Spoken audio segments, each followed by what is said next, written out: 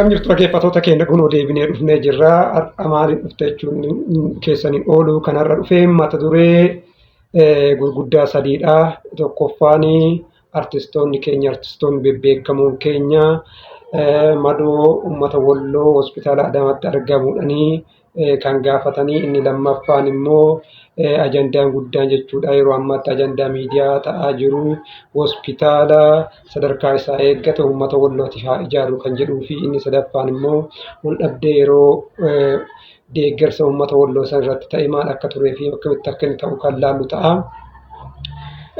Kanaaf mee amma xiqqoo ishii intiroo tana dhageeffannee walitti haa deemnu.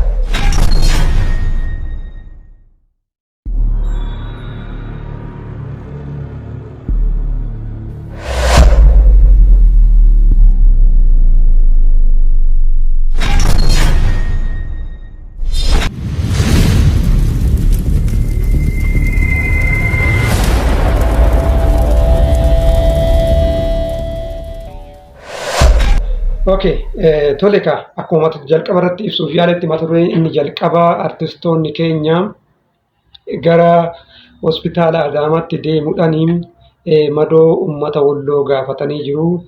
Mee waan isaan jedhan, waan isaan dubbatan fi deeggarsa godhaniif illee jiru. Kanaaf mee afaan isaaniitiin irraa immoo waan isaan jedhanii fi waan isaan dubbatan olumaan kan dhageeffannu ta'a. Tole. Maaliif mootummaan dirqama isaan bahu? Mootummaan amma agammaatti toon dhagahin hafeeti moo saba isaatiif dibaabee kennuu qabu maaliif hin kennine? Duriyyeen gandaa daandii irratti kuttee uummanni kun nama bishaan dhabuuti ga'ee jira. Waan biraa haafuuti. Kun immoo dirqama mootummaa keenyaati. Kanaafuu mootummaan jira jedhee maaliif saba kanaan baane? Mirgi dhala namaa biyya kana keessatti haa kabajamu. Oromoonni Walloo qe'ee isaanii irratti gubatan namni isaan gubees nuti nama ija tokkoon laal namni namummaa isaan haa kabajamu mootummaan dibaabee uummata kanaa haa ta'u jenna. Dabarsee immoo nuti uummanni Oromoo nuti artistoonni Oromoo sagalee uummata Oromooti. Uummata Oromoof guyyaa qofa otoo hin taane halkan gurraachallee hin qaqqabne hamma hangochaa jiru homaa labsaan jiru. Uummata kanarraa duutiif ajjechaan haa dhaabbatu. Mirgi saba kana haa kabajamu jechaa jira. Uummata kanaaf nuti sagaleedha moo sagalee miti?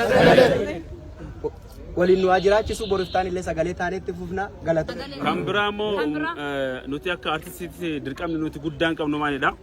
Nuti baalaansiidha. Yeroo kamiyyuu uummataa fi namummaa fi bakka bu'uu qabna. Waraanni Itoophiyaa dhiisee addunyaa guutuutti dhaabbachuu qaba. Wanti namni wal waraanee wanti dhufullee hin jiru, faayidaan dhufullee hin jiru, nageenyi waraanaa dhufullee hin jiru.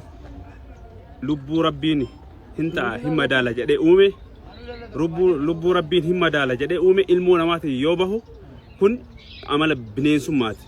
Qaama kamiyyuu haa ta'u namni wal ajjeesuun baay'ee salphina jara kana keessa sanuu uummata biyya tokko. Kanaaf duuti uummata qulqulluu Tole waan baay'ee dhageeffattan jedhee yaada. Akkuma dhagaa jirtan kanatti jechuudha artistoota bebbeekamoo fi artistoota Oromoo gurguddoo jechuudha kan gurra qaban kan dhageettii qabanidha kan achitti argamanii kan akka Usaan kan akka Galaanaa jechuudha. Artistoota gurguddaa jechuudha dhumarratti artistoota bebbeekamoodha kan achitti argaman obsallee keessatti argamee jira. Walumaa galatti dhaamsa gurguddaa jechuudha. Dhaamsa gurguddaa mootummaalleef, uummataalleef, artistoota Oromoo kan biraatiilleef dhaamsa gurguddaa waan dabarsan fakkaata. Keessumattuu jechuudha kan isaan jedhanii mootummaan waan kana maaliif callisee ilaalaa hin dhageenye moo maaliif callisee dubbata kan jedhu sirriitti kaasanii jiran jechuudha. Mootummaan dhimma kana maaliif callisee ilaalaa? Hin dhaga'immoo maaliif dibaabee hin taane? Kan mana isaa irraa buqqa'aa jiru ilma namaati. Kan manni irraa gubataa jiru ilma namaati. Nama waraana harkaa qabu miti. Nama qulqulluu mana isaa keessa jiraataa jiru, nama homaa tokkoyyuu irraa quban qabne, nama waa tokkotuyyuu hin beeynetu mana isaa irraa buqqa'aa jira waan ta'eef mootummaan maaliif callisee ilaala kan jedhu yaada guddaadha jechuudha. Yaada isaanii qofa otoo hin taane yaada uummata Oromoo hundaa. Dhimmi kun dhimma siyaasatillee miti. Finxaaleeyyiin faannoo eenyummaa isaaniitiin jechuudha. Saba kana kan lafarraa buqqisaa jiran achitti nama kana miidhaarraa kan gahaa jiran jechuudha. Kana mootummaan maaliif cal'isee ilaalaa, maaliif dibaabee hin taanee fi maaliif waan tokkumaaf hin goone kan jedhu dubbatanii jiranii. Qabxiin lammaffaan immoo nuti akka artistootatti uummata keenyaa sagalee ta'uufii qabna kan jedhuu fi duuti uummata keenya irraa dhaabbachuu qaba kan jedhudha jechuudha. Nuti sagalee ta'uufii qabna, duuti uummata keenya irraa dhaabbatu. Kana qofaayyuu miti maal dabalanii jedhanii duuti akkuma waliigalaatittuu akkuma biyyaatittuu lolli dhaabbachuu qaba. Du'arraa waan argannu hin qabnu, wal ajjeesuurraa waan argannu hin qabnu, bu'aan wal ajjeesuu keessaa nuti buufannu tokkollee hin qabu waan jedhu kaasanii kunillee yaaduma Oromoo hundaati jechuudha. Akkuma beekamu artistoonni Oromoo sagalee uummata Oromooti kan isaan keessatti dubbatanillee yaaduma uummata Oromoo asitti kaasan jechuu hin danda'an keessatti jechuudha. Kanallee kaasanii jiran jechuudha. Ajandaan keenya biraa ajandaan itti aanu waa'ee hospitaala istaandardii eeggate kan sadarkaa isaa eeggate uummata Wallooti ijaaruuti. Kanaan durallee viidiyoo keessatti irra deddeebiin hojjechaa turanii waan ta'eedhaaf kanaaf walumaa galatti inni kun ajandaa cimaa ta'uu qaba jechuudha. Ba'aa tokko uummata Walloo irraa buusuu jechuudha. Kanatti jechuudha. Uummanni Walloo yeroo baay'ee yaalaaf jechuudha. Rakkoon kunillee itti ka'u yaalaaf jecha isa deema gara naannoo Amaaraa deema. Gara naannoo Amaaraa erga deemeen booda jechuudha miidhaa guddatu irratti gaggeeffamaa kan turedha. Kana yookaan immoo achi qaxxaamuranii qaxxaamuranii gara naannoo Oromiyaatti deemanii kun immoo miidhaa guddaa irraan gahaa jira. Baasiidhaan maal dhawwaa hundaanuu jechuudha. Kana irratti jechuudha uummanni Oromoo guutumaan guututti sagalee guddaa ta'uu qaba. Fundraising godhaniitiin jechuudha. Abbootiin qabeenyaa irratti hirmaachuu qabdi kan jedhuun qaba. Ilaalcha akkasiitiin qaba. Maaliif ba'aa tokko uummata Walloo irraa gadi buusuu ta'a waan ta'eedhaaf jechuudha.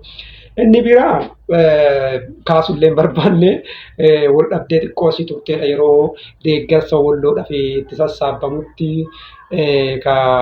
attakaroon hin dhabamtu waan hima hojii uummata waan karaa uummata Oromootiin yoo deeggarsa hojii geggeeffamu attakaroon hojii hin dhabamtu. Attakaroon sunis uumamteerti. Attakaroon sunillee amma furamtee jirti. Namni Shaadam Alii jedhama. Yoon dogoggoruu baadhe Shaadam Alii jedhama. Hidhameen jira. Hidhallee bahee jira. Sababa sanillee waan sababa kanaallee jechuudha. Inni kun ammatti deeggarsallee argatee jira jechuudha. Yoo tokko tokko maaliif jedhanii kayiriin sharrii fakkaattee dhufti. Akkuma jedhanii kayiriin sharrii fakkaattee dhufti suni amma ijaan agarraa jira.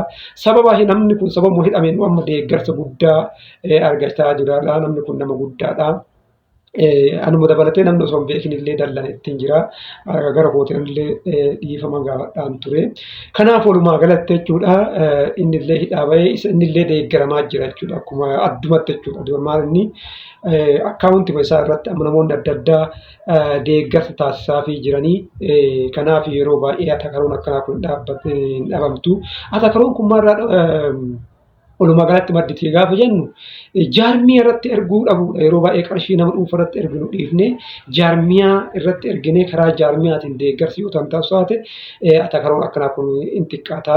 Karaa biraatiin immoo dhimma deeggarsa uummata Oromoo irratti attakaroota uumuu baanne baay'eedha. Waan biraa irratti Firaankii hojjechuu dandeenya, waan biraa irratti wal arrabsuu dandeenya, waan biraa irratti gochuu garuu ajandaa Oromoo irratti osoo waan akkasii gochuu baannee bareedaa eega ta'e immoo ta'ee jira. Eega furatillee karaa bareedaadhaan furatee jira waan ta'eef kanaaf kan kana fakkaatu har'a waa'ee ifaan qabu karaa daataatiin waan ta'eedhaaf mata duree bal'aa baay'ee osoo qabuyyuu baay'ee dhiyeessuu hin dandeenye ulfaadhaa galatoomaa laayik sheer sabiskiraayib godhaa.